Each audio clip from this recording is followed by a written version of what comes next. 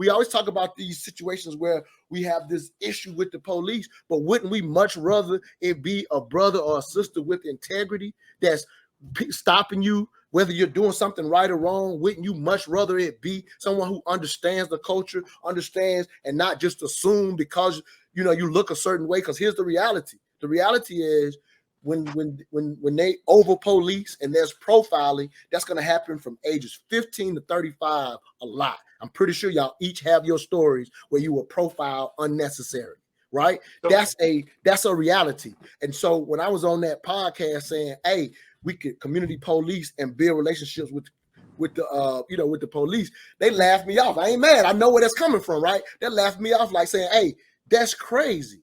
However, disregarding that this is a real solution. Let me add something real quick. So reason I wouldn't laugh at that, because I recall being in the neighborhood, having went to school with the undercover agents and police, right? When you see them in the street, it's a better dynamic for you, right? Like when the police come up to you and went to school with them, they're like, look, man, y'all gotta get off the corner, man. Right? They've been over your mother's house. They know you. It's just like in business. It's always a better business relationship when you meet the human and when you know the human, right? So a relationship between the police has to be a relationship. It can't be whenever something go wrong, right? You deal with the police and it's very negative. That doesn't make sense. So we have to push people in the community becoming part of the police department. Anything that affects you, whether it's politics, hospitals, science, police, our communities need to be thoroughly entrenched in that.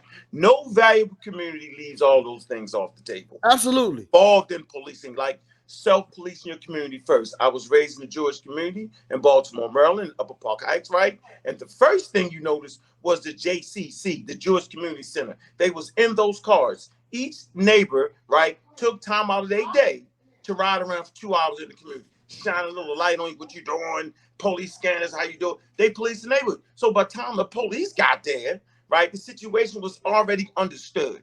If we don't take, right, responsibility for one, the criminals in our community, because let me give it to you straight, and I don't want to get you far off the subject matter, right? Everybody know who sell dope in the community. Everybody know, right? So if everybody know, then everybody can fix that, right? We can fix the problems. Those problems that simply mean, wait a minute, man, I'm going to give you a better opportunity to do something different than sell that dope. I'm going to give you something better than gang bang. I'm not saying tell people what they shouldn't do. I'm saying just give them the numbers behind what they're doing, and then it'll start to look stupid. Well, what happens is, the reality is, when you've seen success, it's been a combination of both. And that's what I was offering, again, when I was having that dialogue with them, saying, because when they, like, for example, I mentioned, this happened in Columbia, South Carolina some years ago. I mentioned, unfortunately, some of the gang members from out west had come and kind of set up shop in South Carolina some years ago. It's probably been about a decade ago now or whatever, and kind of started pushing that culture, which is kind of foreign for us, where we're from or whatever. And so the kids kind of, live it out. But they started having, murders go up real heavy in Columbia. Again, it's about over a decade ago or whatever. And so what they ended up doing is, once they realized, hey, these people have come in, they were able to basically figure out, one, who had come in, and they eventually basically took down like the 10 most violent people with the history, and they changed the whole city or whatever. But that became a combination with the police and the community to be able to even identify those most violent, right? And so the police, in a sense, couldn't have done that in that community if we just treated it like, it's for y'all to figure out. Because that's kind of the relationship that we currently have and push, because it's snitching. You don't even live a world in which snitching, like now, like Bobby Banker said, now, if you live in a neighborhood in which you snitch and push your life in danger, I absolutely understand. But that's not what's happening around the country in most of our neighborhoods. But we've accepted a value in neighborhoods like mine, where there's been 3 murders in my last 48 years of living. Right.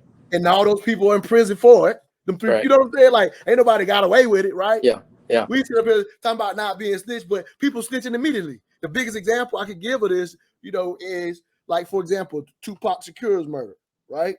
Like if you've ever watched Vlad TV and all the people he's interviewed,